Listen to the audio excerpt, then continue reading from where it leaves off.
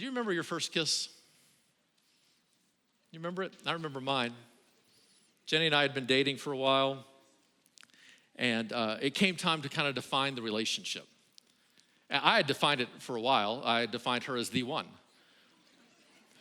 She had defined me as a one. And I thought it was just finally time to let's move this thing forward.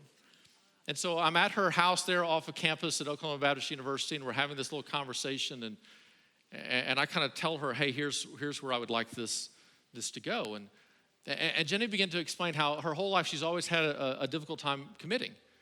She likes opportunities, she likes choices, and she understands that to commit, it's going to eliminate some opportunities. And so she used this illustration. She said, even whenever I was a kid playing basketball, my coach would always say that when the ball was in my court, I never knew what to do with it. And so it was at that time that on the radio, Eric Clapton's Wonderful Tonight came on. And so I just said, well, maybe it's time to put the ball in your court. And I leaned in and kissed her.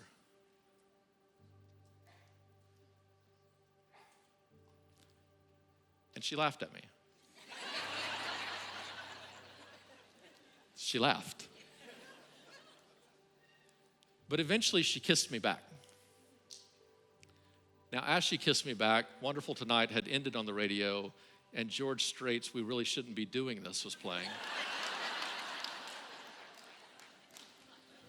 But we kissed, and that kiss changed my life. But do you recognize that we all have these first kiss stories, or we will have these first kiss stories? Do you realize there's another kiss that a lot of people never think about, but as a pastor, I see it often? It's the last kiss. And so I wheel my 89-year-old grandfather into the hospital room, married for 70 years, help him up as he kisses my grandmother one last time. I see it in the hospital rooms, in the hospice wards, in the funeral homes. I see the end. Just as I'm there at the beginning for the first kiss of marital bliss, I'm so often there at the end for the last kiss. And there's a lot of life that is lived in between those two kisses. A lot of tension, a lot of mistakes, a lot of things that need to be worked through, some hills to die on. But there's a lot of other things that we allow to distract us, to frustrate us, and to tear us apart. That if we could ever have an eternal picture, we would be able to put those things in their proper context. And rather than allowing them to drag us down, we could empower them to push us forward.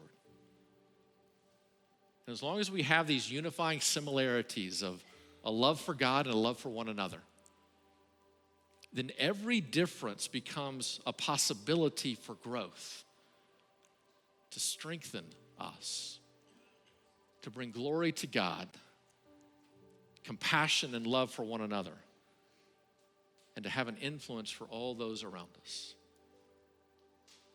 A day is going to come, if you are married in this place today, a day is going to come in which you are going to kiss your spouse for the last time. And either Jenny's going to kiss me or I'm going to kiss her and release the other one into the arms of Jesus. And when that moment comes, I pray that in that moment I can stand before God and say, God, thank you. I love you and I loved her. And if you can do that, you will never regret it.